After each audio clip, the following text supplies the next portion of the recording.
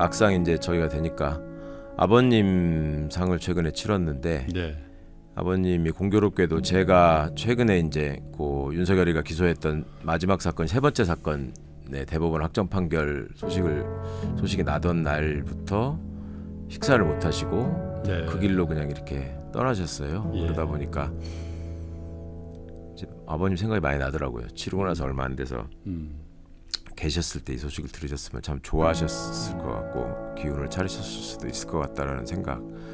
한편으로는 또 아버님이 돌봐주셔서 이렇게 되지 않았나 하는 생각. 그런 게 좀 더 많이 들었습니다. 그러면 새로운 정의는 우리가 어떻게 읽어낼 것인가? 저는 이재명 대통령이 꼭 당선되기를 바라는 입장이었는데 그 이유는 저는 딱 하나였습니다. 이재명 대통령과 같은 어린 시절, 이재명 대통령 같은 청소년 시절과 청년 시절을 겪은 사람이 대한민국 대통령이 된다는 것 자체가 사회의 패러다임을 전환시키는 중요한 계기가 될 수 있다. 자, 3프로TV 시청자 여러분, 오랜만에 이 코너로 인사를 드린 것 같습니다. 더 팔리틱스, 정치 그리고 정치인이라는 코너를 저희가 작년 12월 3일 이후에 만들었었죠. 이제 8월 15일 광복절을 기념으로 해서 사명과 복권 특사가 있었는데 오늘 손님은 그 중에 한 분이십니다. 아마 언론 보도를 통해서 많은 분들이 알고 계시고 또 요즘엔 프로 방송이 되셔서 너무너무 재밌게 방송을 통해서 정치 얘기를 해주시는 분이죠. 전 더불어민주당 의원님이시죠. 최강욱 의원님 모시죠. 어서 오세요. 네, 안녕하세요. 반갑습니다. 3프로TV 초대받고 어떠셨습니까? 놀랬죠. 처음에 나올 수 있겠냐 하시길래 예. 3%가 왜요? 이렇게 했었고 저는 이제 경제 문제 특히 이제 주식 이런 얘기 많이 해주시는 채널로 알고 있어서 네. 제가 그 분야에 워낙 문외한이기도 하고 저는 사실은 3% 애청자였고요. 네. 그때 뭐 잘 모르다가 이렇게 팟캐스트의 신과 함께가 네. 3%가 됐다는 것도 몰랐고 그 3% 중에 한 사람이 정영진 프로라는 것도 몰랐고 정 프로는 뭐 방송에 자주 와주셨을 네, 거 아니에요, 그죠? 그랬었죠. 네. 근데 그러다가 지지난 대선 때 이제 네. 후보들 토론하시는 장면을 보면서 이 채널의 존재를 알게 됐고 그러다 네. 보니 이러저러한 아주 인사이트를 주는 그 제가 이제 그 국제 문제나 또 역사 이야기 또 예술 관심 문화예술 많으시잖아요. 이야기 이런 걸 좀 좋아하는데 예. 여기서 되게 깊이 있는 얘기를 해주셔가지고 정말 재밌게 봤었습니다. 일단 축하드리겠습니다. 예, 뭐 축하를 해주시는데 좀 이상하더라고요. 저는 느낌이. 예. 그러니까 뭐 명확하게 이거를 축하 받을 일인지. 받을 일이 맞나? 뭐 그렇죠. 뭐 축하는 받을 일인데 그렇게 또 막 그 흥분되거나 막 이런 것도 아니고 아무래도 제가 뭐 사면복권에 포함되느냐 마느냐는 별로 관심사도 아니었고 제 입장에서도 뭐 특별히 그렇게 해서 달라질 일도 별로 없다고 네. 생각했었고 막상 이제 저희가 되니까 아버님 상을 최근에 치렀는데 네.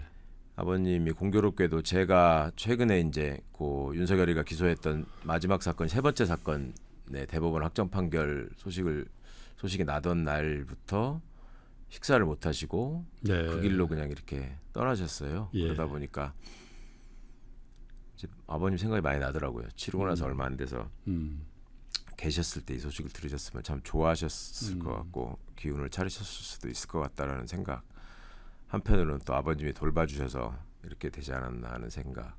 그런 게 좀 더 많이 들었습니다. 평상시에도 그런 상황에 처해 있는 그 의원님을 보면서 자꾸 하시는 아버님께서 좀 마음 아파하셨나 보죠. 내색은 많이. 안 하셨는데 네.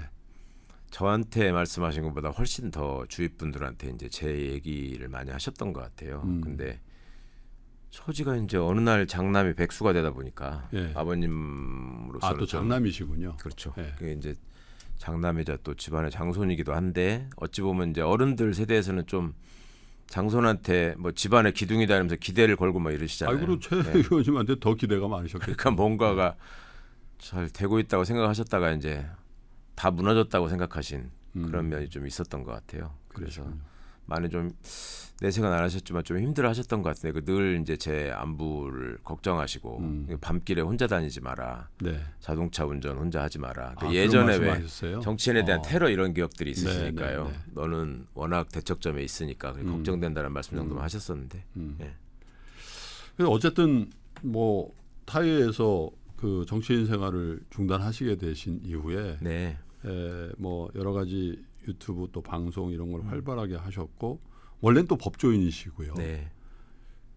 어떠셨어요? 이 세 가지 그 일을 주로 하신 예. 건데 물론 방송 일은 사실 뭐 계획했던 건 아닌 것 같고 어떤 게 해보시니까 더 잘 맞으셨던 것 같아요. 사실은 제가 변호사 생활을 할 때도 그 방송 출연이 좀 많은 편이었고 그렇긴 하셨죠. 이게 이제 인터뷰 같은 걸 이제 시사 탐사 프로그램 이런 데 좀 많이 등장한 편이었는데 청와대 들어가기 직전에 제가 방송 진행을 하기도 하고 뭐 여러 방송에 패널로 나가기도 하고 네. 좀 그랬었죠. 그런데 그게 나름 재미가 있었었어요. 그래서 한참 어찌 보면 여러 군데에서 이렇게 그 반응이 올 때 이제 갑자기 공무원이 되는 바람에 예. 그게 좀 아쉬웠죠. 제가 이제 일화로 얘기하는 게 청와대에서 주요한 회의를 하는데 예전에 제가 KBS에서 저널리즘 토크쇼라는 프로그램에 예. 나갔었거든요. 네. 그 창단 멤버인데 그게 잘 돼가지고 나중에 백상예술대상을 받습니다. 그러신 적이 있어요. 그런데 저는 이제 이 공무원이 돼 있으니까 못 받는 거예요. 네. 다 받으러 가는데. 그 팀이 받으니까. 예. 예. 어찌나 속상하든지 음. 인생이 좀 하여튼 여러 가지 일을 그러게요. 했습니다. 제가. 예.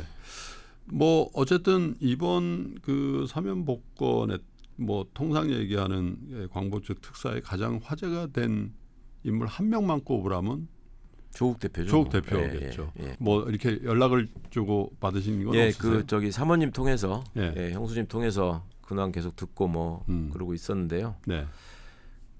본인은 뭐 그 안에서 바쁘게 지내면서 하여튼 뭐랄까 시간을 허투루 쓰는 사람이 아니라서 예. 안에서 뭐 원래. 원래가 책도 내고 뭐 계속 오는 분들 만나고 음. 또 본인이 이러저러한 또 그 편집 받고 한 거에 대한 또 답장을 또 일일이 다 하고 지지자분들이 많으시니까 그러면서 바쁘게 지내면서 시간이 또 뭐 휙휙 가는 것 같긴 하던데 아무래도 바깥에 있는 분들이 빨리 나와서 뭔가 역할을. 제자리를 찾고 역할을 하는 게 좋지 않겠냐는 기대가 많이 더 있었던 것 같아요. 네.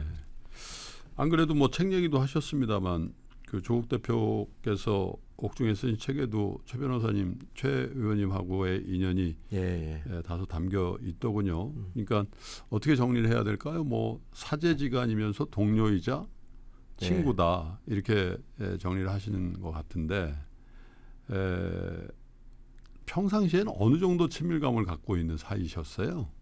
예. 그 사회생활 하다 보면은 왜 저는 이제 형이 없고 예. 그 누나도 없고 여동생도 없고 그렇거든요. 네. 근데 그런 빈 공간을 메꿔주는 존재가 왜 생기잖아요. 선후배 중에. 네. 예. 의지되는. 그렇죠. 예. 저로서는 법대에 저하고 그러니까 같은 고향이 아닌 법대에 들어가서 만난 선배 중에서는 제일 가까운 형제 같은 사이였죠. 뭐 아이들도 다 그냥 뭐 삼촌 조카라고 학교 다닐 생각하는. 때부터. 그렇죠. 예. 그러셨구나. 거의 82학번이니까 예. 제가 들어갔을 때는 뭐 몇 차례 말씀을 드렸었는데 그 석사 과정에 있는 조교였거든요. 맨 처음에. 그러니까 김프로님도 저하고 동년배신 걸로 아는데 우리 그렇습니다. 왜 그때 논술 시험 봤잖아요. 학력고사 그럼요. 점수 갖고 예. 가서. 맞아요. 예. 그러니까 지원하고서 논술 시험 보지 않습니까? 맞아요. 대학에서. 예. 논술 시험 보러 들어갔는데 시험지를 들고 와서 조교분들이 이렇게 나눠주는데 예. 키 크고 잘생긴 사람이 들어오는 거예요. 네. 그래서 제가 속으로 시골에서 올라와가지고 이제 서울대도 처음 와봤는데 서울법대가 뭐 어떻다고 하더니 조교도 잘생긴 놈만 뽑는구나. 그렇게 생각했죠. 저희 어릴 때는 왜 그 서무과라 그랬잖아요. 그렇죠. 학교 행정실에 거기 왜 일 도와주시는 분들이 보조 그 직원분들이 계셨잖아요. 네, 소사라고 불렀잖아요. 소사. 그렇죠. 그래서 제가 그때 집에 가서 아버님한테 서울법대는 소사도 잘생긴 사람 뽑는 것 같아요. 이랬었는데. 그게 조국 선배군요. 예. 그러다가 나중에 이제 워낙 그 인물이 잘생겨서 유명한 선배였고 저는 이제 친해지고 싶었다가 별 기회가 없다가 본격적으로 친해진 건 이제 대학원을 가면서 전공이 같아가지고요. 지도 교수님도 같고 그렇죠. 그래서 많이 가까워졌죠. 근데 어쨌든 오늘 모시게 된 배경이 어떻게 보면 참 윤석열이라는 정말 예정이 없던 대통령이 생기고 또 우리 정치사에 2020년대 계엄이라고 이런 얼척없는 일이 벌어지고 또 어쨌든 그 결과로 새로운 대통령이 또 탄생을 하게 되고 이런 어떻게 보면 한 3, 4년 동안의 정치적으로나 아까도 제가 초면에도 말씀드렸습니다만 아마 몇 년 사이에 이건 꼭 드라마가 될 것 같다. 그러니까요. 그 장면에 함께 계셨잖아요. 그죠? 네. 그래서 그 얘기를 막좀 막후 얘기도 들어보고 좀 어떤 의미를 가졌는지에 대해서 한번 되돌아보는 시간을 좀 가져보려고 모셨는데요. 그때 얘기를 좀 시작해 볼까 해요. 최근에 올해 초에도 문재인 전 대통령께서도 야 그거 후회한다. 솔직히 윤석열을 검찰총장에 발탁한 거는 당신 좀 잘못이다. 이렇게 인정하시는 말씀을 하시기도 하셨고 그때 당시에는 우리 국민들이 제 생각에도 뭔가 뭐 홀리는 것 같다라는 느낌 그런 느낌도 지금에 와서는 든단 말이죠. 그때 어떤 상황이었습니까? 왜 윤석열이라는 사람이 그 문재인 정부의 검찰총장이 될 수밖에 없는 그런 상황이었을까요? 네, 어찌 보면 참 문재인 정부의 가장 큰 한처럼 남은 존재가 됐는데요. 우선 좀 윤석열이라는 캐릭터를 먼저 제가 느끼기에 딱 좀 정리를 하고 넘어가는 게 좋을 것 같은데 이번에 왜 체포영장 집행되는 과정에서 속옷을 입고 들어누워가지고 뭐 어떻게 했다라는 보도가 됐지 않습니까? 일반적인 상식으로 상상이 안 가는 모습이잖아요. 그렇죠. 한 나라의 대통령을 지낸 사람이 그것도 본인이 그 업무를 했던 사람이 다른 사람에게 집행할 때는 절대 어떤 예외나 저기를 특혜를 허용하지 않았던 걸로 알려진 사람이 그런데 그런 모습을 보인다는 게 그런 상황을 벌어지고 목격하기 전까지는 믿을 수 없는 일을 하잖아요. 이 사람은. 원래 캐릭터가 그런 사람입니다. 그러니까 당시에 저는 이제 윤석열이라는 사람을 초임 검사 때부터 제가 봐서 알고 있었던 사이예요. 연수원 23기거든요. 제가 26기 뻘이고 제 대학 때 친구가 그 동기로 검사로 임관한 친구가 있었어요. 그 친구 결혼식에 가서 제가 처음 봤는데 굉장히 독특한 캐릭터죠. 술을 뭐 너무 좋아하고 그런 사람이고 그 뒤로도 어찌어찌 하다 보니 제가 꼭 이렇게 접하게 될 수 있는 면이 있어서 이 사람은 검사로서 어떤 차원에서 쓸모가 있는 일을 할지는 모르겠으나 그 굉장히 능력 있고 정의감이 뛰어난 그런 바른 검사는 아니다라는 생각은 갖고 있었고요. 평상시에. 그러다가 윤석열이라는 존재가 국민들한테 많이 알려지고 각인된 게 이제 저는 사람에게 충성하지 않습니다. 그렇죠. 그때 유명해졌지 않습니까? 그때 어찌 보면 스타 검사로 떴는데 제가 그때도 그 팟캐스트에 출연하고 이럴 때거든요. 그때 사실은 제가 그 얘기를 했어요. 이 사람은 검사가 세상에서 제일이라고 생각하는 사람이다 원래. 근데 본인이 그 자리에 그냥 있다 보니까 어쩌다 보니 맨 앞줄이 된 사람이다. 그러니까 자기 입장에서는 국정원이 자기가 하는 수사를 방해한다는 걸 용납할 수 없었을 뿐이지. 이거를 대선 과정에서의 어떤 흑막을 밝혀가지고 나라의 정기를 바로잡겠다는 생각까지는 없었을 거다라고 공개적으로 말씀을 드린 바가 있었습니다. 근데 문재인 정부가 들어서기 전까지 최순실 씨라는 이름으로 대표되는 국정농단 사태라는 게 소위 있었고 그 과정에서 당시의 시대적인 화두나 이런 걸로 적폐청산 이런 게 얘기가 됐잖아요. 그때 스타검사 윤석열이 박영수 특검팀의 수사팀장으로서 그렇죠. 많은 활약을 한 것처럼 언론에 의해서 보도가 되고 묘사가 됐죠.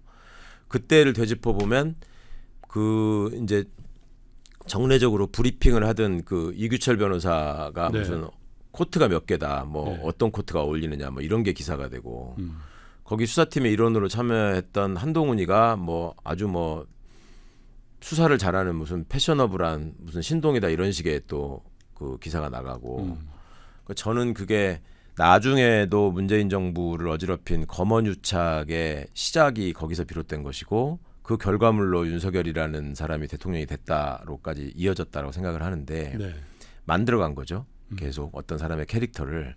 그러다 보니 국민들은 그런 창을 통해서 윤석열이라는 사람을 접하실 수밖에 없었고 저를 포함해서 많은 국민들이 문재인 정부가 출범하고 서울중앙지검장 윤석열 이게 이제 파격적으로 발탁돼서 처음 출근하던 날 많은 분들이 박수를 보냈고 아 세상이 이제 달라지는구나.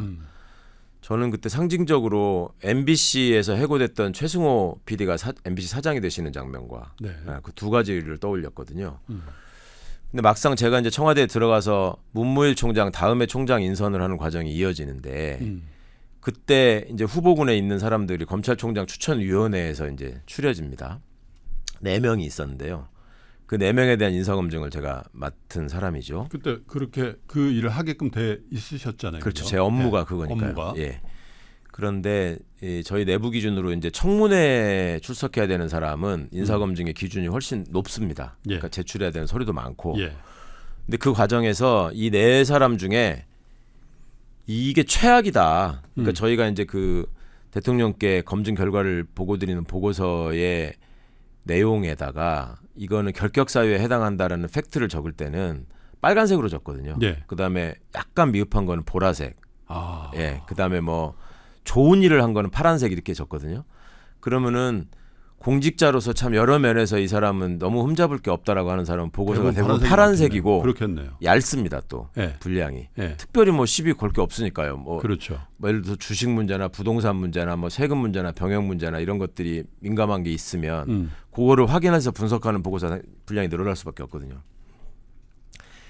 그 넷 중에 윤석열이 빨간 글씨가 제일 많았고 분량도 제일 두꺼웠죠. 두꺼웠어요. 네, 할 얘기가 많고. 그런데 나머지 사람들과의 이제 최종적인 어떤 인터뷰 이거는 당시에 그 시대적인 과제를 적폐청산과 검찰 개혁이 두 가지 어쩌면 두 마리 토끼를 잡아야 되는 상황이었기 때문에 조국 민정수석이 이제 직접 인터뷰를 하는데요. 그 과정에서 그 세 사람 중에 한 사람이 또 지금 민정수석이 된 봉욱 수석도 있고 그런데 예. 다들 이제 검찰 개혁에 제가 검사 출신으로서 검찰 개혁에 적극 찬성할 수는 없다. 그리고 거기서 생기는 문제점에 대해서 나는 얘기할 수밖에 없다. 이런 입장이었어요. 아. 나머지 세 사람이. 예, 전부 다. 근데 윤석열이라는 사람은 질문하는 사람보다도 오버해서 답을 하는. 공수처는 지금보다 훨씬 더 인력을 늘리고 강화해야 합니다. 예, 그다음에 검사를 하더라도 앞으로 변호사를 못하는 사람이 생기게 해야 된다. 검찰 개혁은 반드시 해야 되고 수사 기소는 무조건 분리해야 된다. 예. 자기가 해보니까 정말 그 폐해를 절감했고 중간에 이 사람이 잠깐 나가서 법무법인 태평양의 변호사로 있다가 그렇죠. 예, 태평양에 나가 있던 이명재 변호사가 총장으로 복귀할 때 함께 또 들어왔거든요. 그렇죠. 예. 그래서 신체 검사를 2번 받아가지고 뭐 부동시가 맞냐 다르냐 뭐 이런 얘기도 나중에 되고 그러는데 여하튼 그런 식의 지금 생각하면 정말 새빨간 거짓말을 했죠. 근데 그런 점이 당시에 국민들이 보기에도 당시가 이제 그 양승태 사법농단 사건 수사가 또 한참 저기 진행될 때거든요. 그렇죠. 대법원장 구속되고 네. 막 이럴 때니까 국민들이 보시기에는 막 성역 같은 데가 다 무너져 들어가고 그거를 칼을 두고 맨 앞에서 치고 나가는 윤석열의 모습이 굉장히 영웅화돼 있었고 언론이 그런 부분을 또 최대한 묘사를 했고 네. 그렇다 보니 국민적인 차기 총장 지지도가 윤석열의 80%가 넘었었습니다. 그때 이렇게 여론을 완전 스타였죠. 그랬었죠. 네. 그러니까 마치 윤석열을 안 시키면 개혁이 약간 뒤로 물러나는 것 같은 오히려 그런 상황이었죠 당시에는. 예. 그러다 보니 저는 내부에서 이제 이 사람이 갖고 있는 본질적인 공직자로서의 자세나 그 복무 과정에서의 어떤 직업윤리나 그 다음에 평소의 품행이나 행태나 이런 것들을 볼 때 지금 많이 얘기되고 있는 무슨 처갓집 문제 이런 걸 떠나서 공직자로서 해왔던 그 상황만 보더라도 총장은 절대 해서는 안 된 총장감이 아니다 이런 판단을 하고 보고서를 한 3차례를 올렸었는데 결과적으로는 이 나머지 3사람도 그러면 그거를 극복할 만큼의 엄청난 무슨 장점을 갖고 있고 한 거냐 또 그렇지도 않았어요. 의지도 별로 없고. 예. 그러니까 인사검증을 정부 전부처를 상대로 하다 보면 각 부처별 특성도 보이고 수준이 보일 거 아닙니까? 그러면은 예를 들어서 점수로 평가를 하자면 저희가 왜 중고등학교 다닐 때 선생님이 수학 시험 같은 거 어렵게 내가지고 평균 점수가 너무 떨어지면 일괄적으로 한 20점씩 올리시고 뭐 이럴 때가 있잖아요. 그런 적 있어요. 검사는 인사검증을 하면 그렇게 올리지 않으면 통과되는 사람이 거의 없는 수준이었습니다. 당시에. 네, 다른 일반 공무원들의 기준과 비교할 때 그런 상황이었기 때문에 어찌 보면은 그냥 울며 겨자 먹기로 그나마 이거 여기에 대한 의지를 보이고 그다음에 윤석열이 그때 이제 교묘한 논리를 만들어 설득을 한 게 뭐냐면 자기는 검찰총장이 돼서나 그 이후에서나 문재인 정부의 어떤 지향이나 대의를 절대로 저버릴 수 없는 사람이다. 왜요? 왜냐? 네. 본인의 검사로서의 그 화양연화가 네. 적폐청산 수사로부터 비롯됐다. 그래서 이거는 자기의 검사의 아이덴티티다 이거는. 그거는 뭐 그때 당시에는 맥센스 하에 보이네요. 그렇잖아요. 네. 예. 그리고 지금 현재 사법농단 수사가 진행되고 있는데 여기서 대법원장을 상대로 지금 구속 수사를 한다라고 하는 거는 중간에 이게 맥이 끊어지면 법조의 수많은 울타리나 인맥들을 통해서 이게 수사가 좌초된다. 그러니까 본인이 이거를 끝까지 책임지고 대법원장의 유죄 확정 판결을 이끌어낼 수 있게 해달라. 이런 걸 어필했어요. 네. 그러니까 당시에 양승태 대법원에서 벌어진 여러 가지 일들이라는 게 굉장히 국민들이 상상을 초월하는 점들이 많이 있었잖아요. 예. 무슨 뭐 김앤장 변호사님이 뭐 그 강제징용 사건 판결과 관련해서 뭐 대법원장을 찾아가서 대법원장실에서 만났다는 얘기까지 뭐 상상을 초월하는 얘기들이 많았잖아요. 거기다 뭐 판사 블랙리스트 얘기. 그러니까 그런 상황에서 그 사법농단 또 사법개혁, 사법정화 이런 숙제를 누군가 해결했어야 됐고 그런 점에서 윤석열이라는 사람이 여러 가지 말하자면 외적인 조건을 갖추고 있었던 거죠. 그런 불가피한 측면이 있었습니다. 그리고 본인의 그 너무 아쉽죠. 강한 의지 표명이 사실 우리 당시에 최강욱 비서관께서 두텁게 쓴 네. 부적격 보고서를 이겨낸 그런 거죠. 거군요. 네, 어찌 보면 실무적 판단을 정무적 판단이 이제 앞선 그런 점이 될 수 있는데. 근데 그 정무적 판단의 그 최종적인 그 결정은 당시 대통령이 하셨겠으나 네. 그럼에도 불구하고 그 과정에서 가장 중요한 역할을 한 건 조국 민정수석이었을 거 아닙니까? 개통상, 네, 시스템상으로는 그렇죠. 네. 그런데 이제 그게 곧 이어서 이른바 세간에서 얘기하는 조국 사태라는 게 벌어진단 말이죠. 네. 네. 이제 화살이 이제 조국 장관한테 신임 법무장관한테 오는 거죠. 네네. 그때 얘기를 좀 들어보죠. 조국 사태의 원인과 핵심. 그때 목격했던 그 최영우 의원의 입장에서는 핵심이 뭐라고 보십니까?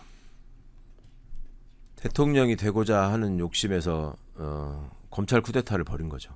그때 이미 대통령 그때는 제가 설마 했어요. 네. 근데 지나고 나서 여러 가지 그간에 제가 안에서 겪었던 네. 그다음에 또 저희 민정수석실에 같이 있었던 박형철 비서관이라는 문제적 인물이 있거든요. 네. 반부패 비서관으로 있었고 윤석열과 같이 국정원 댓글수사팀의 소위 부팀장이었고 그 결과로 사직을 하고 변호사로 나와 있다가 청와대 비서관으로 들어왔고 네. 그것도 청와대 문재인 정권이 출범할 때부터 먼저 와 있었죠. 저는 좀 뒤에 합류를 했고. 네.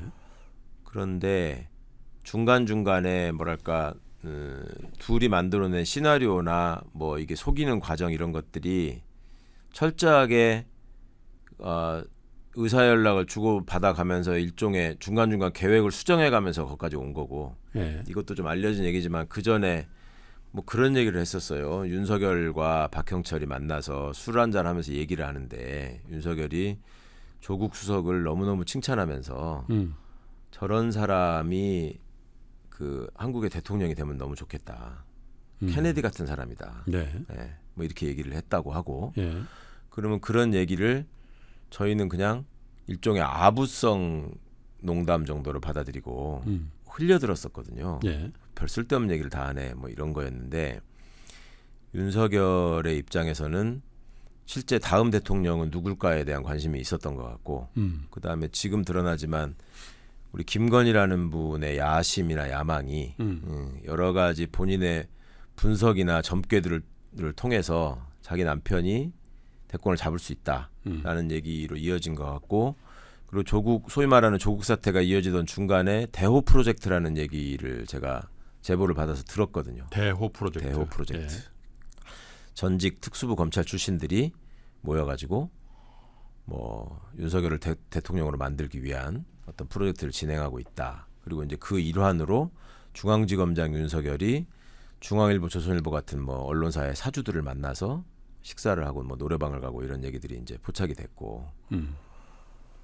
그리고 그 일을 벌이면서 보인 윤석열의 어떤 행태를 보면 철저하게 처음에는 어떤 식으로 얘기를 했냐면 그 경향신문 같은 매체를 이용해가지고 나는 대통령에 대한 충정에서 이 일을 하는 것이다. 네, 문재인 정부의 성공을 누구보다 간절히 바라기 때문에 여기에 어떤 이물질이 섞여 들어가면 안 되고 비리의 소지가 싹트면 안 되니까 자기가 말하자면 악역을 담당하는 거다라는 식의 호소를 많이 했죠. 네. 그래가지고 심지어 지금 저기 하는 뭐 김어준 씨, 주진우 씨 이런 사람도 당시에 그 윤석열의 충심을 의심하면 안 된다. 그랬던 기억이 나요. 네, 그때 그렇게 얘기를 했었어요.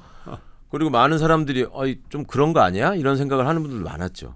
그런데 저는 그 어느 날 갑자기 압수수색을 대대적으로 하면서 시작되지 않습니까? 이 네. 사건이. 예. 근데 그때 내부적으로 벌어지는 상황에서 이게 문재인 정부가 검찰 수사의 무슨 방향이나 내용에 대해서 지시하고 간섭을 하지 않은 것이지 중요한 검찰 수사의 진행 과정에 대해서는 네. 그래도 개략적인 거는 그렇겠죠. 보고를 해야 되는 게 맞죠. 네. 공조직에서. 예. 그걸 전혀 몰랐거든요. 전혀 아무런 보고가 네. 없었던 거예요. 아무런 게 없이 심지어 출근을 한 반부패 비서관 박형철이 그 내용을 파악한다고 지금도 저는 그거에 대해서 좀 긴가민가 하는 면이 있긴 합니다만 당시에 중앙지검에서 압수수색이 나갔으니까 중앙지검장이 배성범이라고 있었어요. 예. 그 사람한테 전화를 하니까 전혀 모르고 있고 예. 그다음에 검찰 업무를 중앙행정부 차원에서 파악하는 업무를 하는 사람이 법무부 검찰국장입니다. 그렇죠. 당시 법무부 검찰국장 이성윤 국장이에요. 예. 아무것도 모르고 있고. 지금 국회의원이시잖아요. 네. 예. 이성윤 국장은 심지어 뭐라고 설명했냐면 이게 보니까 윤석열은 그 알고는 있었는데 배성범 중앙지검장이 주도해서 한 것 같고 당시 반부패 부장 한동훈이도 몰랐던 것 같다 이거를. 그래서 왜 그러냐 했더니 윤석열 입장에서는 한동훈을 보호해야 되기 때문에 이런 민감한 사건에 끼워넣지 않은 것 같다. 그래서 중앙지검장 주도하에 뭐 벌인 일인 것 같다. 그렇게 생각할 정도였어요. 검찰국장이. 전혀 사실과 다른 얘기. 전혀 완전 다르죠. 네. 그리고 유일하게 왜 압수수색을 도대체 뭘 가지고 네가 어떻게 무슨 생각으로 한 거냐라는 얘기를 처음 들은 게 박상기 법무부 장관이셨습니다. 네. 그때 제가 화요일로 명확하게 기억을 하는데 그 압수수색 벌어진 날이 왜냐하면 국무회의가 화요일 날이거든요. 근데 네. 이제 아침부터 벌였잖아요. 네. 국무회의는 10시고. 근데 박상기 장관도 출근하시면서 뉴스로 한 거예요. 그러니까 장관님 입장에서 너무 황당하잖아요. 그래서 국무회의에 참석하는 길에서 아니 국무위원 입장에서 대통령이 물으실 수도 있는데 알고 가야 될 거 아닙니까? 주무장관이. 그렇죠. 그런데 아무리 전화를 해도 총장이 전화를 안 받는 거예요. 연락도 안 되고. 그래가지고 법무부 장관도 모르시는 상태에서 왔다가 저도 좀 파악해 보겠습니다. 뭐 이런 상황이 된 거예요. 그렇군요. 그러다가 그날 저녁 때 이제 겨우 연락이 닿아가지고 5시쯤 연락이 됐다나? 그래가지고 저녁 때 이제 식사를 하자라고 불렀는데 거기서 윤석열이 이거는 심각한 범죄다라고 하면서 사모펀드를 얘기를 한 거죠. 제가 수사를 많이 해봐서 아는데 공직자가 사모펀드에 저기 들어갔다는 것만으로도 이거는 중대한 문제가 발생할 수밖에 없고 네. 빨리 이건 도려내야 된다. 이런 식의 얘기를 한 거죠. 그리고 그런 식의 얘기를 요로에 많이 퍼뜨리고 다녔습니다. 그러니까 대통령께 뭔가 얘기를 전할 수 있는 사람이라고 보이는 자기가 과거에 소위 소외된 검사로 지방을 전전할 때 민주당 쪽에 어떤 그 캠프의 인사들이 윤석열의 지지를 이끌어내거나 아니면 윤석열의 진심을 파악하기 위해서 접촉을 한 사람들이 있었던 것 같아요. 네. 당시에 뭐 최동욱 총장 같은 사람을 통해서. 근데 그렇게 해서 알게 된 사람들이 있을 거 아니에요. 그런 사람들한테도 똑같은 얘기를 계속 퍼뜨렸던 거예요. 이게 뭐 사안이 중대하다. 네, 사모펀드라는 개인 비리가 중대하고 사학 비리도 연루돼 있고 또 파고파고 하다 보면은 이게 권력형 비리로 갈 수밖에 없어서 사전에 잘라내지 않으면 위험하다. 이런 식의 얘기를 한 거죠, 계속. 그러니까 듣는 사람 입장에서는 그래도 대한민국 검찰이 아무 근거도 없이 사실 무근의 얘기를 가지고 이렇게 나라를 들썩거리게 시끄럽게 하는 일을 하지는 않았을 거 아니냐. 그렇게 상상하는 국민은 예. 거의 없었을걸요. 그러니까요. 그런 상황이었죠. 그리고 내부에서 이제 저는 사실은 사전에 그 사모펀드의 존재를 저는 알고 있었거든요. 왜냐하면 재산 등록을 해놓은 재산 항목이었기 때문에. 검증하셨을 테니까. 그렇죠. 예.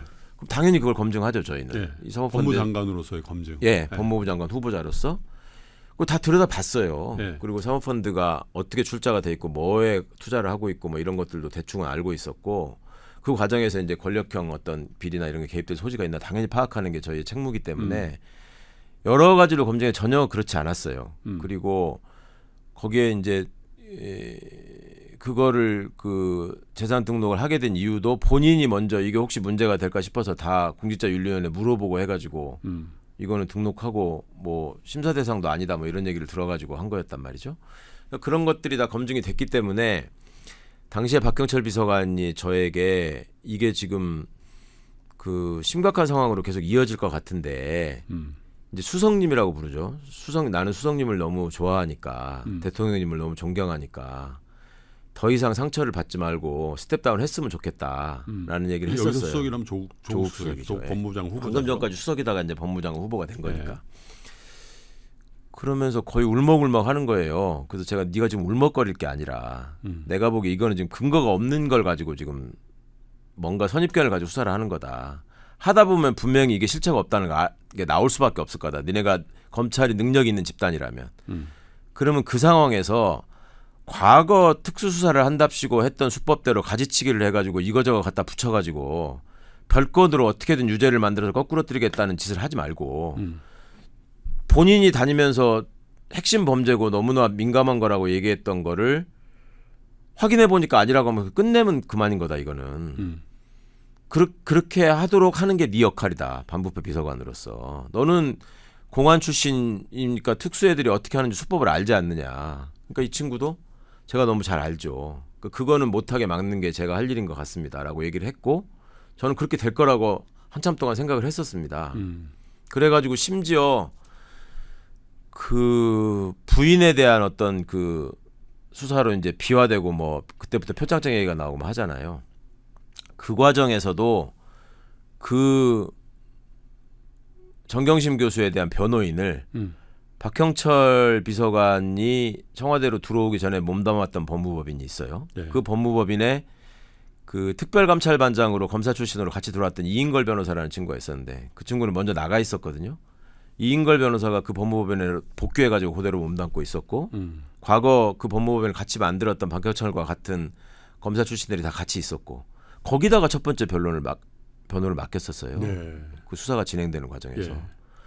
그 정도로 별다른 이 악의가 없을 거라고 처음에 생각했었다고요. 그리고 이거는 제대로만 수사하면 오히려 더 클리어하게 검증될 수 있다라는 생각을 했고.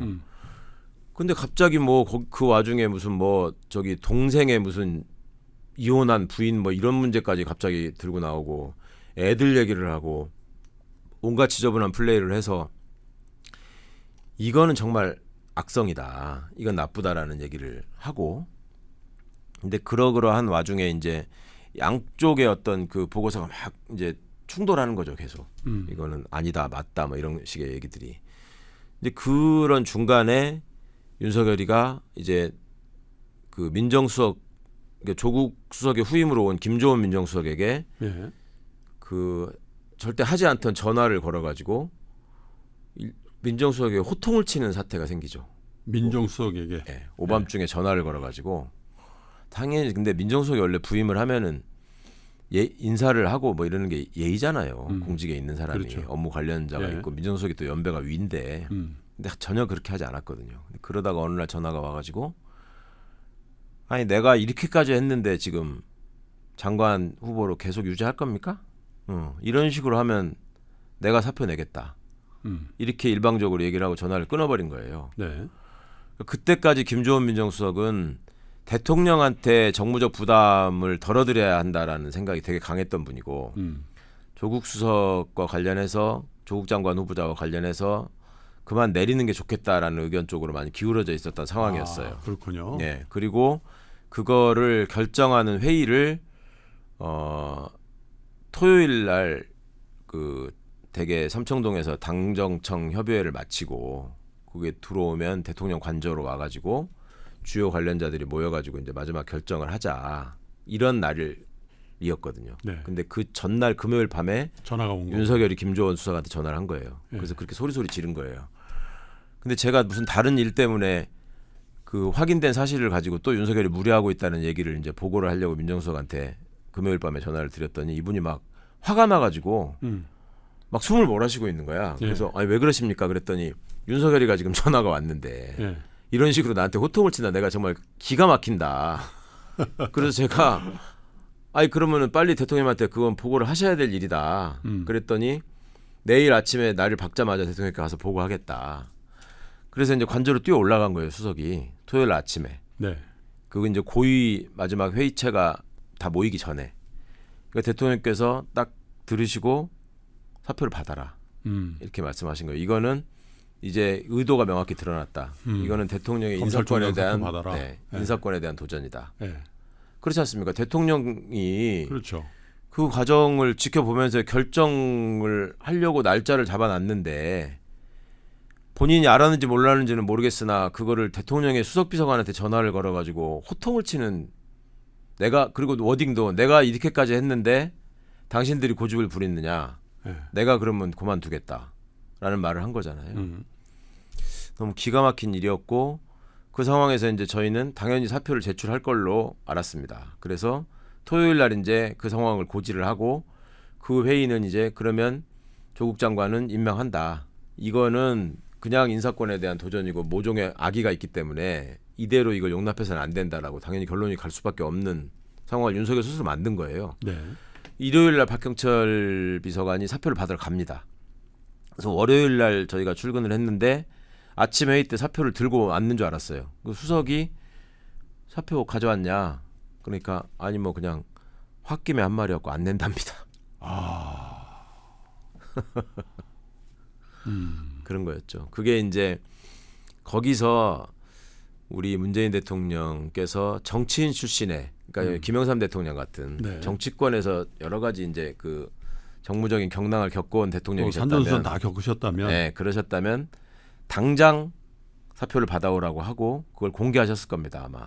그런데 문재인 대통령은 굉장히 신중하신 분이고 법조인으로서 어떤 이런 그 박근혜 정부가 망가뜨린 거를 시스템을 반드시 다시 돌아가게 해야 된다라는 생각이 되게 강하셨어요. 당시만 해도. 그러니까 그 임기를 가진 공무원은 임기를 보장해줘야 된다. 그때 왜 자칭 보수 정권이 들어서기만 하면은 뭐 임기 있는 사람도 강제로 막 쫓아내잖아요. 그렇죠. 언론사 사장들부터 예. 무슨 주요 지기자들을. 근데 문재인 정부 출범해서는 경찰청장도 그대로 근무했고 감사원장도 박근혜 씨가 임명한 사람이 그대로 있었고. 그렇기도 하고 본인이 당신이 임명한 검찰총장 그런 일로 해서 또 예? 네. 사표를 받는다는 것도 사표를 내지 않는 상황에서 문재인 전 대통령의 품성상 그렇죠. 쉽지 않았을 것 같긴 해요. 그리고 이제 어찌 보면 착한 분들의 한계인데 예. 아무리 나빠도 이 정도는 될 거야라는 기본적인 믿음이 있었던 거죠. 그러니까 본인이 사표까지 내겠다고 한 마당에 그러면 실체가 없는 걸로 확인이 되고 하면은 이제 그거는 그거대로 수용하겠지라는 생각이 있었고 그런 부분들은 청문회를 통해서 한 번 더 검증되는 절차가 있으니까 그때 가가지고 결정에 늦지 않다라는 생각을 하신 거죠 대통령은. 네. 근데 결과적으로는 그게 이제 판단이 좀 늦은 상황이 결과가 돼버리긴 했지만 그때로서는 그런 판단이 또 있을 수밖에 없었습니다. 그런데 청문회가 벌어지니까 이제 그 노골적으로 왜 검찰과 정보를 공유하면서 후보자를 협박하는 상황이 생겼잖아요. 예. 부인이 기소되면 어떡할 거냐 뭐 이런 얘기들을 막 계속 하지 않습니까? 당시에 그 자유한국당이었나요? 그때 뭐 그쪽의 의원들이 예. 위원장도 여상규 씨가 그쪽 사람이었고. 그러니까 이제 그런 상황들을 쭉 겪고 결과적으로 그 조사 한 번 안 한 엉성한 공소장을 가지고 기소를 하지 않습니까? 이거는 명백히 총장이 법무부 장관을 내가 선택하고 내 마음에 들지 않는 장관은 날리겠다라는 거를 표현한 거고 또 그 와중에 무슨 얘기까지 이제 암암리에 흘렸냐면 만약에 이 수사를 못하게 하면 그 사법농단 사건 수사나 공소유지도 일체 중단하고 다 나자빠지겠다 우리는 마음대로 한번 해봐라. 뭐 이런 식이었어요. 예. 근데 이게 그 우리나라 뭐 여러 부처가 있지만 네. 그래도 상명하복, 네. 기강 이게 국방부를 제외해놓고 보면 네네. 법무부가 제일 센 데 아닙니까? 국방부가 더 세죠 법무부가. 아니 그러니까 검찰이. 국방부 제외하면. 네네. 그러니까 포함시켜도 검찰이 법무부 더 세다고요. 근데 어떻게 그런 일이 있을 수 있죠? 그러니까. 대통령과 검찰총장 사이에서. 그러니까 이 집단은 제가 여러 번 말하는 국가기관이나 공조직으로 생각하시면 안 되고 예. 이거는 그냥 정치 집단이에요.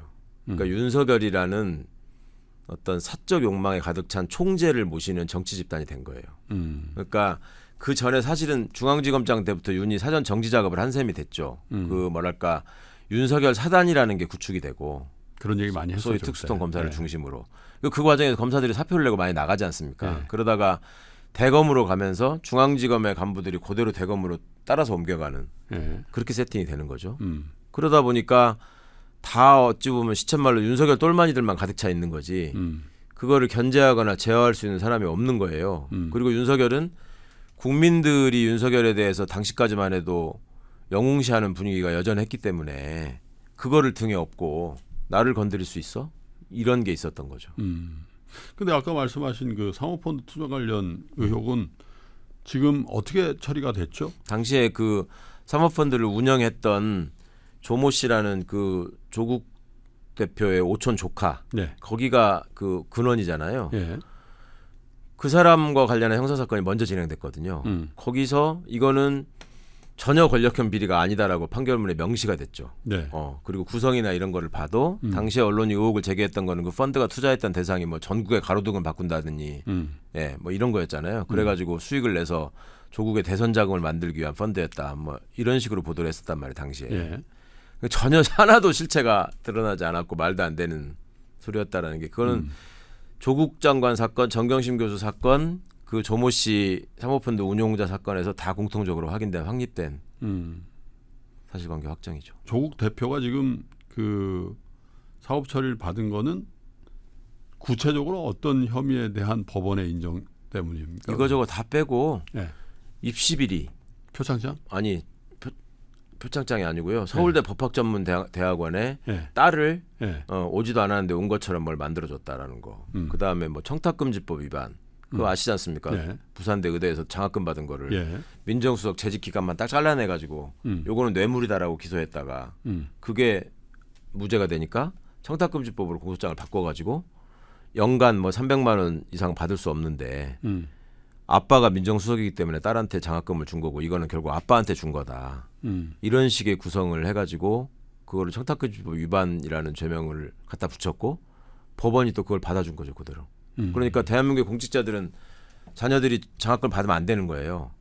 다 김영란법 위반인 거예요. 지금 대법원 현재 판례에 의하면. 근데 대통령 부인은 아무거나 받아도 돼요. 장학금 받은 자녀를 두고 있는 공직자가 굉장히 많은데 제가 알기로. 그러니까 다들 지 애가 장학금만 자랑하지 않아요? 우리 애가 이번에 장학금을 받았다고. 아니 아빠 효녀라고. 왜냐면 그렇죠.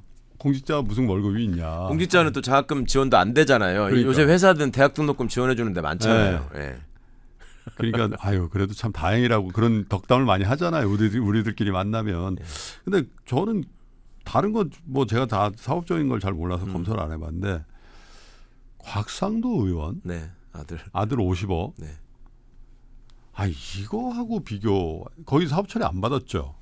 기소됐는데 무죄라고 했죠. 무죄다. 네, 무죄. 네. 그러니까 사업 처리 안 받았잖아요. 뭐 결국은 형무소를 가는 결과적으로, 거 없고 뭐 자격증 사면 목권도 없고 그런 거 아닙니까? 이게 어떻게 법 감정이 이렇게 이거 어떻게 양립할 수 있죠? 그러니까요. 그게 사회생활을 조금 해본 사람이라면 네, 그리고 그 아들이 50억의 성과급을 받는다는 게 김프로님은 특히 또 국제적으로 한국이 경제적으로 또 어떤 위상을 갖고 어떤 평가를 받는지 너무 잘 그러니까, 아시잖아요. 예. 우리나라 정도 수준이 되는 나라에서 예. 이런 일이 벌어진다는 게 사법 절차를 통해서 정말 황당한 일이죠. 근데 아마 윤석열 정부 들어와서 국민들이 시사용어로서 좀 많이 접하신 게 법비라는 말일 겁니다. 법비. 법꾸라지 전에는 법꾸라지라고 하다가 법비라는 말이 이제 예. 쓰였는데 법꾸라지라고 하는 건 법을 이용해 가지고 법망을 교묘하게 빠져나가는 걸 표현하는 거였다면 법꾸라지는 주로 법률 지식이 있는 피고인이나 피의자를 상대로 하는 말이었다면 법비라는 말은 현직 판검사들을 상대로 하는 말이죠. 그 교묘하게 법을 비틀어 가지고 봐줄 사람은 봐주고 자기들 눈에 거슬리는 사람은 어떻게든지 범죄자로 만드는 이런 모양새가 문재인 정부 내내 어찌 보면 이어진 셈이죠. 그 어쨌든 이 조국 장관의 그 일련의 사태가 우리나라 이 정치 지형도를 엄청나게 바꿔놨죠. 그럼요. 정치, 사회, 뭐 철학 정말 많은 분야에 영향을 미치고 아직까지도 사실은 그 논쟁이나 분열이 끝나지 않았어요. 이번에 사면 얘기 나오고 할 때 또 한 번 그렇죠. 엄청 벌어지는 걸 우리 보니까. 사회가 다시 또 이게 찬반으로 나누고 그렇습니다. 또 어떻게 보면 기존의 입장을 견지하던 입장에서는 사실 계엄 사태라든지 또 새 정부와 출범 이런 걸로 좀 누그러져 있다가 다시 이게 부상하는 그런 계기가 된 것도 같아서 일견 걱정되는 부분도 좀 있습니다. 그러니까 이렇게 얘기하더라고요. 어떤 분의 분석에 제가 좀 보면서 이렇게 고개를 끄덕였는데 조국 장관 사건의 문제를 보면 예. 이거는 제도가 가진 결함을 전적으로 인간의 문제로 돌변시켜 가지고 다 뒤집어 씌운 거다. 그러니까 입시 제도가 만들어 있었던 소위 스펙 갖추기 뭐 이런 거를 부모의 사회적 지위를 이용해 가지고 다 만들어서 자기 자식만을 챙겨 가지고 뭐 저기 하려고 했던 거 아니냐. 이것들이 말하자면 서민들의 영린을 건드리고 윤석열이가 공정이라는 화두를 운운하면서 언론을 이용해 가지고 조국을 만신창이로 만든, 그다음에 그 멀쩡하게 의대 졸업하고 의사고시까지 합격한 사람의 자격을 다 박탈하고 고졸로 만든 그런 배경이 되지 않습니까? 그런 감정선을 건드린 것이. 그런데 당시의 입시 제도나 당시에 벌어지고 있던 대입과 관련한 여러 저기에서의 준비들을 경험한 분들은 네. 실제 학부모였거나 학원 강사였거나 이런 분들은 이건 말도 안 된다라고 얘기를 하잖아요. 예.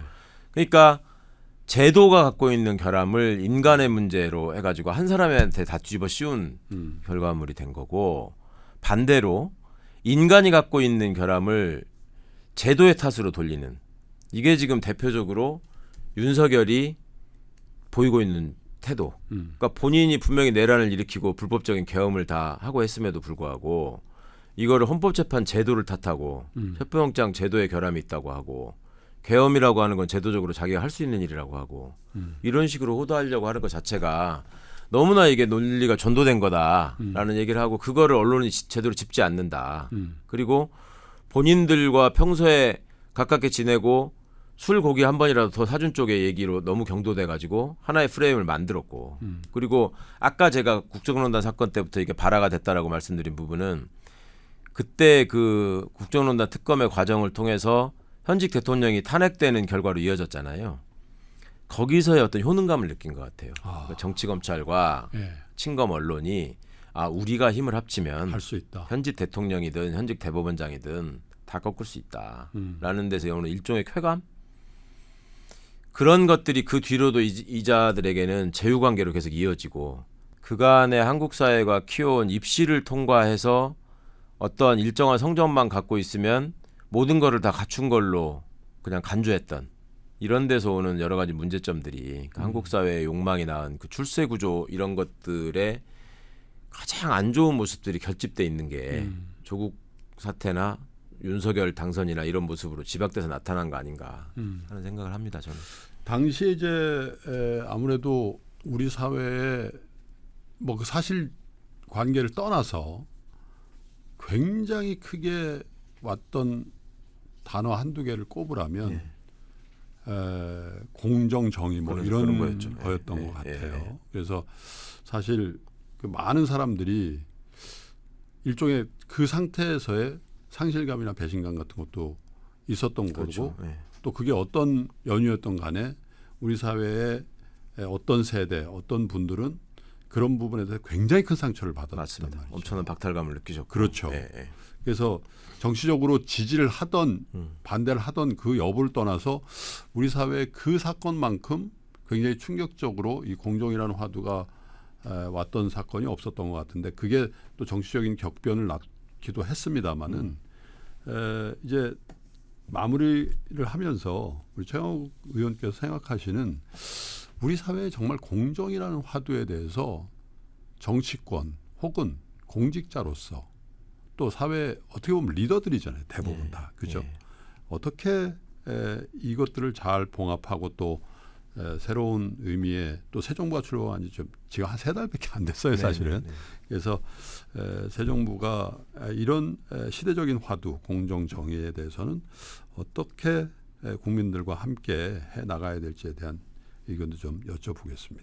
쉽지 않은 주제죠. 사실은 그 주제를 놓고 얼마나 많은 철학서적이 있고 얼마나 많은 성현들이 얘기를 남겼습니까? 근데 그런 것 같습니다. 그 이제 김 프로님께서 말씀하신 그런 사회적 화두 이런 것들이 굉장히 큰 주제나 숙제로 남겨져 있었고, 저로서는 개인적으로 그 공정이라는 부분이 우리가 알면서 생각했던 공정과 지금 많이 다른 차원의 점검을 하는 세대가 자라고 있었구나라고 하는 걸 처음 느낀 게, 우리 평창 동계올림픽 때 남북 아이스하키 단일팀 얘기 나왔을 때 저희 세대만 하더라도 대학 다닐 때 뭐 통일의 중요성, 그렇죠. 그 통일 얘기를 들으면 막 가슴이 뜨거워지고 예. 이런 거에서 남북 단일팀이 만들어진다는 것 자체만으로도 그럼요. 굉장한 진전이자 발전이라고 생각을 했는데 예.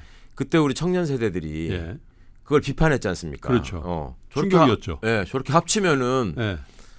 그 열심히 훈련했던 사람 반이 빠지는 건데 그게 사실은 저희 세대는 저는 다 충격. 그리고 전력이 생각하거든요. 약화되잖아요. 네네 예. 그런 점도 있고.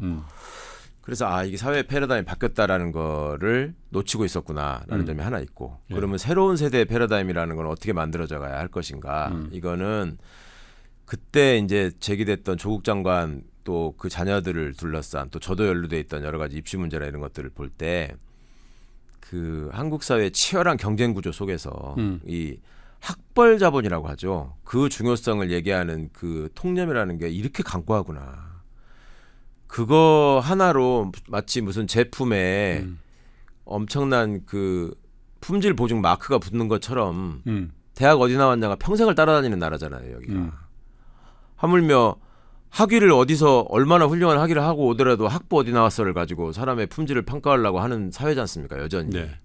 그러니까 이런 것들에서 오는 그 갭이나 열망이나 한이나 이런 것들이 많은 문제를 낳고 있다. 그게 사실은 부동산 문제, 뭐 교육 문제, 입시 문제 다 연결되잖아요. 저출생 문제. 뭐. 그러니까 그런 문제들을 극복하는 종합적인 대책이나 화두가 사회 전반적인 어떤 공감대를 넓히는 토론을 통해서 언제쯤 만들어질 수 있을까라는 걱정은 여전히 하고 있고 그런 점에서 정치권에서 지금 목소리는 내지 않지만 속으로 뭔가 세상의 발전을 염원하고 있는 세대들의 목소리를 어떻게 담아낼 수 있을 것인가를 끝까지 고민해야 된다라는 생각을 하고요. 그리고 그 정의라는 가치나 이런 것들이 얼마나 상대적으로 편파적으로 운영되는 건지를 윤석열 정부가 너무나 유감없이 보여줬고 그것이 이제 돌이킬 수 없는 검찰 개혁, 특히 검찰 해체로까지 이어지는 지금 상황이 됐다고 보이는데 그러면 새로운 정의는 우리가 어떻게 일궈낼 것인가? 저는 이재명 대통령이 꼭 당선되기를 바라는 입장이었는데 그 이유는 저는 딱 하나였습니다. 이재명 대통령과 같은 어린 시절, 이재명 대통령 같은 청소년 시절과 청년 시절을 겪은 사람이 대한민국 대통령이 된다는 것 자체가 아까 말씀드린 그 사회의 패러다임을 전환시키는 중요한 계기가 될 수 있다라고 네. 생각했고 실제로 대통령이 지금 국무회의나 아니면 현장에 임해서 그 타운홀 미팅 같은 걸 통해서 보여주는 모습을 보면 산재 문제 같은 거와 관련해서 나한테 직접 보고해라. 그리고 현장에서 이런 문제가 생기는 것은 결국 손익계산을 한 결과 아니겠느냐라는 점들을 얘기하잖아요. 그러니까 이제 그런 것들이 과거에 저희가 생각할 때는 무슨 이익 형량 그다음에 기업의 성과라고 하는 것이 다 함께 이뤄내야 되는 것이고 그 과정에서 노동자들의 불가피한 희생이라고 하는 것이 수반될 수밖에 없다라고 그냥 어찌 보면 매몰 자본으로 치고 들어가는 문제, 포기하고 가는 문제 뭐 이런 것들이 이제 짚어내기 시작했기 때문에 약간의 단초는 보이지 않나 생각하고요. 또 이번에 그 내란을 극복해가는 과정에서 시민들이 보여줬던 그 광장에서의 열기 이런 것들이 특히 젊은이들이 보인 모습이 진짜 저희들이 상상할 수 없었던 그 즐겁고 아주 에너지 넘치는 이런 모습이 있었지 않습니까? 그 동력을 어떻게 건전하게 수렴할 수 있고 받아들일 수 있겠느냐. 이것을 정치가 이 문제를 제대로 수용해서 극복해내지 못하면 결국 시민들로부터 버림받고 도태될 것이고 그렇죠. 예, 정치인들이 정신 차려야 되고 그리고 저 같은 사람부터도 그냥 어디 가서 제가 소위 서울법대 내란거라는 말을 만들어가지고 대한민국의 이 동문에서 파문 나가지 않으셨어요? 아니 뭐 제가 내란과가 있는가 하면 진압과도 있다고 하니까 그런데 그런 어떤 엘리트도 아닌 사람한테 엘리트라는 딱지를 붙여주고 뭐 어떤 그 사회 상층부로 당연히 올라갈 수 있게 하는 사다리를 놔줬던 이 구조가 이번에 우리가 이런 참혹한 경험을 통해서 좀 다시 한번 정리되고 다시 생각할 수 있게 되는 계기 그런 걸 꼭 좀 만들었으면 좋겠고 그런 점에서 윤석열의 역사적 공로가 굉장히 크다고 생각합니다. 그 학벌의 허접함, 그 다음에 겉으로 드러난 공직 경력으로 어떻게 국민을 속일 수 있는지, 또 그런 거를 통해서 국민들이 얼마나 현혹되고 시대적으로 우리가 사실은 그 상처를 더 크게 함께 만들어간 셈이 됐잖아요. 결국 국민들이 그렇죠. 그러니까 이런 걸 어떻게 극복할 것인가 하는 문제가 그 다음에 김건희 씨 문제도 그냥 어떤 한 사람의 무슨 악녀가 막 세상을 다 망가뜨린 것처럼들 말씀하시는데 저는 그런 시선에는 동의하지 않습니다. 어찌 예. 보면 우리 사회가 그간에 저희들 어릴 때만 해도 서울에서는 어땠는지 모르겠는데 저 시골에서 한 중학교 1학년 때까지만 해도 장래 희망을 선생님들이 조사하시잖아요. 그럴 때 보면 여학생들의 한 60% 정도는 희망이 다 똑같았어요. 현모양처. 현모양처였죠. 그렇게 하잖아요. 무슨 뜻인지도 모르면서 현모양처라 그래. 예. 엄마가 이렇게 쓰라 그랬다고.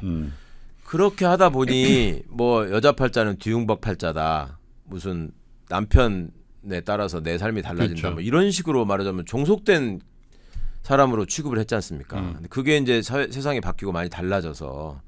근데 김건희 씨만 하더라도 50대고 그때만 하더라도 남편이 누구냐가 자기의 배경이 되고 자기의 사회적 지위가 되고 그런 거를 이 사람이 필드에서 너무나 많이 봤기 때문에 저는 그렇게 많은 여러 가지 그 구설이 오르는 와중에서도 마지막에 윤석열이라는 사람을 택해서 지금 요새 나오는 얘기를 보면은 나하고 윤하고 지분이 50대 50이다. 이렇게 명태균 씨한테 얘기했다는 거 아니에요. 반반씩 하기로 했다. 그런 상황까지 온 것 이것도 우리 사회가 갖고 있는 왜곡된 출세 구조에 또 다른 어떤 기형적인 산물 아니냐. 그러니까 두 부부의 어떤 그간의 행각과 삶을 통해서 그 공정과 정의라는 화두가 다시 한번 새롭게 생각되는 계기가 됐다 생각합니다. 글쎄요. 이제 후대가 이제 아주 엄정한 평가를 할 것 같습니다. 예. 지금도 하고 있는 중이기도 하고 다만 어떤 정치적인 이벤트 또 아주 비극적인 상황마저도 역사라는 큰 흐름이 그거를 잘 이렇게 뭐라고 할까요? 도도한 흐름 속에 넣어서 잘 이렇게 순조롭게 흘러가게 하는 게 그 국가의 역량이고 국민들의 어떤 능력인 것 같고요. 그러기 위해서는 정말 이 시대의 리더십들이 지금 말씀드리고 있는 이 공정과 정의라는 거에 대한 각별한 어떤 의식, 재인식 이런 것들이 필요한 대목에 있는 8월 15일